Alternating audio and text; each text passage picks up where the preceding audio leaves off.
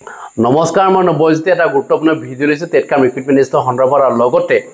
এলপিইউপিৰ 5550টা পদৰ যি অভাৰলেপিং হৈছে সেই অভাৰলেপিং সম্পৰ্কত কিছু কথা আজি আলোচনা কৰিম আৰু লগতে এনএছডিএলৰ সম্পৰ্কত কিছু কথা আলোচনা কৰিবলৈ চেষ্টা কৰিম আশা কৰোঁ আপোনালোকে সকলোকে চাব প্ৰথমে মই জনাব বিচাৰিছো যে জিটিপিজিটিৰ ফাইনেল মেৰিট লিষ্ট কেতিয়া প্ৰকাশ কৰিব সেই সম্পৰ্কত বহুতেই সুধি আছে জিটিপিজিটি ফাইনেল মেৰিট লিষ্ট প্ৰকাশ কৰিলে অভাৰলেপিং নহব কাৰণ ইতিমধ্যে আপোনালোকে জানে যে অভাৰলেপিংৰ কাৰণে বহু প্ৰাৰ্থী বঞ্চিত হ'বলগীয়া হয় কি কাৰণে হ'বলগীয়া হয় আপোনালোকে নিশ্চয় জানে যে এজন প্ৰাৰ্থীয়ে তিনিখনকৈ এপইণ্টমেণ্ট পাবলৈ সক্ষম হ'ব এতিয়া এজন প্ৰাৰ্থীয়ে যদি তেওঁ জিটিপিজিটিৰ যদি তেওঁ পাই যায় জিটিপিজিটি যিকোনো তাত পাই গ'ল তেওঁ জিটিত পালে ইফালে এলপিটো পালে ইউপিটো পালে এনেকুৱাকৈ হৈ যায় তিনিখন এপইণ্টমেণ্ট পাবলৈ সক্ষম হয় কাৰণ ইতিমধ্যে আপোনালোকে জানে যে জিটিত যিজন প্ৰাৰ্থীয়ে পাইছে তেওঁ পিজিটি নিদিয়ে কিন্তু এলপিইউপিৰ ক্ষেত্ৰত হেতু হোৱা নাই এলপিইউপিত কি হৈছে তেওঁ এলপিটো নাম আহিছে ইউপিটো নাম আহিছে যাৰ কাৰণে এতিয়া এলপি আৰু ইউপিৰ যিসকল প্ৰাৰ্থী আছে ডাবল পোৱা তেওঁলোকক উদ্যোগ কৰিবৰ কাৰণে ইতিমধ্যে শিক্ষা বিভাগৰ ফালৰ পৰা জাননী প্ৰকাশ কৰিছে বহুতে উদ্যোগ কৰিব তেওঁলোকে ইতিমধ্যে জানে যে 15 ছেপ্টেম্বৰ তাৰিখৰ পৰা 19 ছেপ্টেম্বৰ তাৰিখলৈকে ইতিমধ্যে সময়সীমা দিছে তেওঁলোকে সেই সময়সীমাৰ ভিতৰত তেওঁলোকে উদ্যোগ কৰিব লাগিব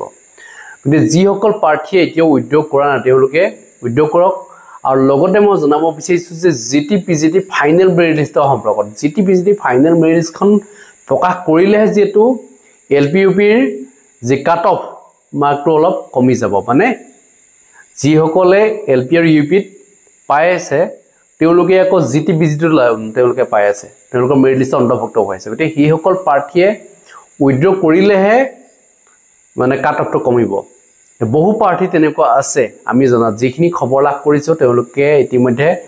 জিটিপিজিটিটো পাইছে আৰু লগতে এলপিইউপিটো পাইছে তে মুখ্যমন্ত্ৰী হিমন্ত বিশ্ব শৰ্মা ডাঙৰীয়ে কৈছিলে যে আমি অভাৰলেপিং নকৰাও এটা প্ৰাৰ্থী আমি গণি নিযুক্তি দিম যে যিমান পোষ্ট আছে হিমান প্ৰাৰ্থীক আমি নিযুক্তি দিম অভাৰলেপিং নকৰা বুলি মুখ্যমন্ত্ৰী হিমন্ত বিশ্ব শৰ্মা ডাঙৰীয়ে যেটো কথা দিছিল আৰু সেই মতে যদি কামখিনি কৰে মুখ্যমন্ত্ৰী হিমন্ত বিশ্ব শৰ্মা ডাঙৰীয়ে যদি নিৰ্দেশ দিয়ে যে জিটিপিজিটিৰ ফাইনেল মেৰিট লিষ্টখন সোনকালে প্ৰকাশ কৰিব লাগে আপোনালোকে জানে যে 10 অক্টোবৰ নিযুক্তি দিবলৈ গৈ আছে 10 অক্টোবৰ পূৰ্বে যেটো জিটিপিজিটি ফাইনেল মেৰিট লিষ্টখন প্ৰকাশ কৰিলেহে এলপিইউপিৰ ফাইনেল মেৰিট লিষ্টখন প্ৰকাশ কৰিবলৈ সুবিধাজনক হ'ব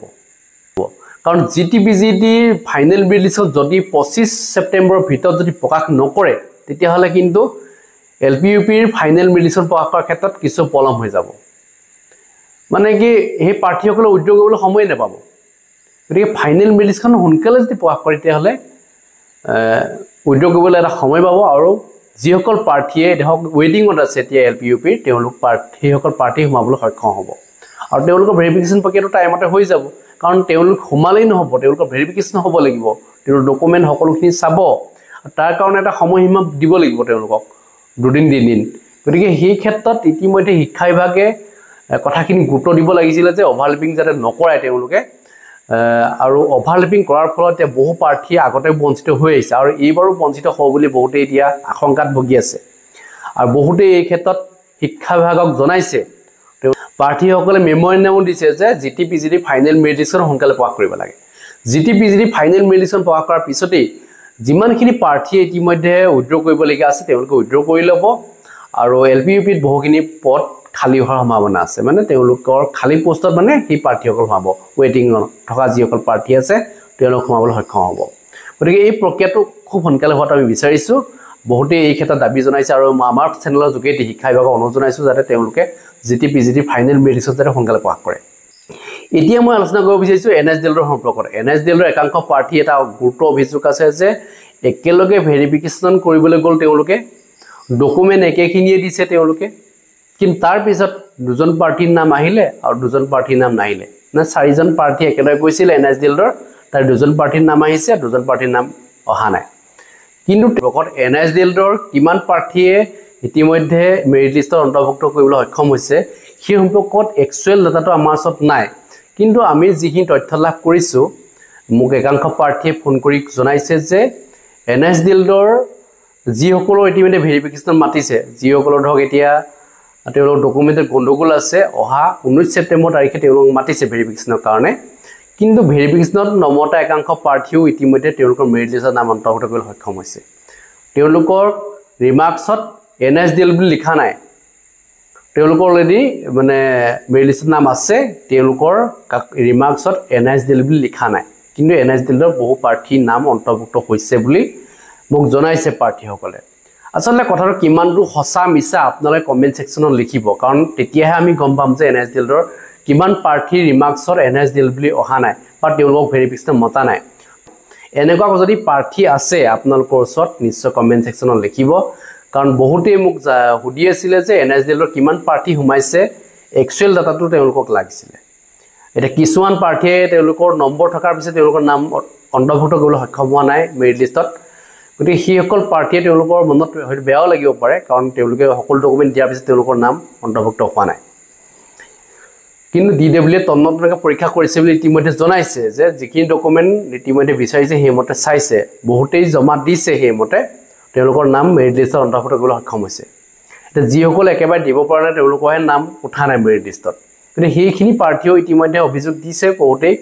গতিকে সময়ত গম পোৱা যাব তেওঁলোকৰ নাম মেৰিট লিষ্টত অন্তৰ্ভুক্ত হয় নহয়। কিন্তু মই জনাব বিচাৰিছোঁ যে NSDLৰ প্ৰাৰ্থী একেবাৰে নোহোমাকৈ থকা নাই, যাৰ কাৰণে অলপ কাট অফ বেছিকৈ গ'ল এইবাৰ, নহ'লে আৰু কাট অফ কমিলেহেঁতেন। এতিয়া বহুতেই ধৰক এতিয়া অলপ নম্বৰৰ কাৰণে ইতিমধ্যে তেওঁলোকক মেৰিট লিষ্টত বঞ্চিত হৈছে। কিয় হৈছে? NSDLৰ প্ৰাৰ্থী একাংশ সোমাই গৈছে, সেইকাৰণে আপোনালোকে কাট অফটো যিধৰণে ভাবিছিলে সেইধৰণে হোৱা নাই, অলপ বেছি গৈছে। এতিয়া NSDLৰ একাংশ প্ৰাৰ্থীয়ে আপোনালোকক জনোৱা নাই যে আমাৰ মেৰিট লিষ্টৰ নাম অন্তৰ্ভুক্ত হৈছে বুলি জনোৱা নাই, কিন্তু তেওঁলোকে জানে যে তেওঁলোকৰ নাম মেৰিট লিষ্টত অন্তৰ্ভুক্ত হৈ আছে। এই কথাখিনি তেওঁলোকে পাব্লিক কৰা নাই, মানে লগৰ কিছুমানে এতিয়া ধৰক এতিয়া তেওঁলোকৰ নাম অন্তৰ্ভুক্ত কৰিবলৈ সক্ষম হোৱা নাই, সেইসকলে গম পায় বুলি হয়তো তেওঁলোকে নক'ব পাৰে। মনে মনে তেওঁলোকে আছে, এইকাৰণে আছে কাৰণ তেওঁলোকে মাত মাতিলে আকৌ সেইসকল প্ৰাৰ্থী আকৌ জাঙুৰ খাই হয়তো উঠিব পাৰে যে আমি একেলগে ভেৰিফিকেশ্যনত গ'লোঁ, ডকুমেণ্ট আমাৰ একেখিনি আমি ছাবমিট কৰিলোঁ, কিন্তু তোমাৰ নাম আহিলে মোৰ নাম কিয় নাহিলে, এনেকুৱা কিছুমান কথা আছে। কাৰণ মাৰ্কছটোতো ইকুৱেল আছিলে আৰু জিলাখনো একেই দিছিলে, ধৰক অলপ মানে পইণ্টৰ ইফাল সিফাল আৰু তাৰে লগৰজনো আহিলে ইজনৰ নাহিলে, এনেকুৱাও হৈছে। মানে বহুতেই মোক জনাইছে কথাখিনি, গতিকে তেনেকুৱা যদি হৈছে আপোনালোকে কমেণ্ট ছেকশ্যনত লিখিব, আচলতে কিয় হৈছে এই কথাখিনি আপোনালোকে জনাব পাৰিব। যিটো অভিযোগ ইতিমধ্যে লৈছে, আপুনি যিখন জিলাত আপোনাৰ নামটো আহিবলগীয়া আছিলে সেই জিলাখনৰ ডেটটো দিয়া আছে যে কোন ডেটত গ'লে আপুনি সেই জিলাখনৰ আপোনাৰ নাম অন্তৰ্ভুক্ত হোৱা নাই সেই সম্পৰ্কে আপোনালোকে জনাব পাৰিব। ধৰক ধুবুৰী ডিষ্ট্ৰিক্টত যিটো ডেট দিছে 16 তাৰিখে দিছে নেকি, 16 তাৰিখৰ ডেটত আপুনি গুচি যাব, বা যিকোনো মানে প্ৰায়বিলাক জিলাৰ নাম যিটো তাৰ উল্লেখ আছে সেই জিলা যিখন আছে আপুনি ফাৰ্ষ্ট প্ৰিফাৰেঞ্চ যিখনত দিছিলে বা থাৰ্ড প্ৰিফাৰেঞ্চ ছেকেণ্ড প্ৰিফাৰেঞ্চ যিখনত দিছিলে, য'ত নেকি আপোনাৰ মাৰ্কে কভাৰ কৰিছিলে আপোনাৰ নামটো কিন্তু মেৰিট লিষ্টত নুঠিলে, আপোনালোকে অভিযোগ দিব পাৰে। অভিযোগ আপোনালোকে দিব পাৰে, এই ক্ষেত্ৰত কোনো ধৰণৰ বাধা নাই, কাৰণ শিক্ষা বিভাগে মাতিছেই 15, 16 আৰু 18 তাৰিখে মাতিছে। গতিকে এইকেইটা ডেটত আপোনালোকে গৈ আহক, গৈ মেলি জনাওক যে কি ধৰণৰ আপোনালোকৰ সমস্যা আছে, সেই সমস্যাসমূহ সম্পৰ্কে জনাওক। গতিকে মোৰ ফালে মই এইখিনিয়ে জনাইছোঁ। আৰু লগতে মোক বহুতেই সুধি আছে যে PWD প্ৰাৰ্থীসকলৰ ক্ষেত্ৰত, PWD প্ৰাৰ্থীসকলৰ মেৰিট লিষ্টত বহুতৰে নাম নাই, কেইজনমান প্ৰাৰ্থীহে নাম আছে মেৰিট লিষ্টত। গতিকে যিসকল প্ৰাৰ্থীৰ মেৰিট লিষ্টত নাম নাই তেওঁলোক যদি 40% তেওঁলোকৰ ডিজেবিলিটি আছে তেওঁলোকে অভিযোগ দিব পাৰিব, কাৰণ তেওঁলোকৰ কিয় মেৰিট লিষ্টত নাম অন্তৰ্ভুক্ত হোৱা নাই, কাৰণ তেওঁলোকেতো ভেৰিফিকেশ্যনত ঠিকে কৰি আহিলে, তেওঁলোকৰ 40% আছে বুলিও ইতিমধ্যে জনাইছে কিছুমানে। গতিকে সেইসকল প্ৰাৰ্থীৰ নাম কিয় মেৰিট লিষ্টত অন্তৰ্ভুক্ত হৈ থকা নাই, যিসকল প্ৰাৰ্থী এনেকুৱা হৈ আছে সেইসকলে অভিযোগ দিব পাৰিব, তেওঁলোকে অভিযোগ দিয়ক। কাৰণ শিক্ষা বিভাগে যদি এক্সট্ৰাকৈ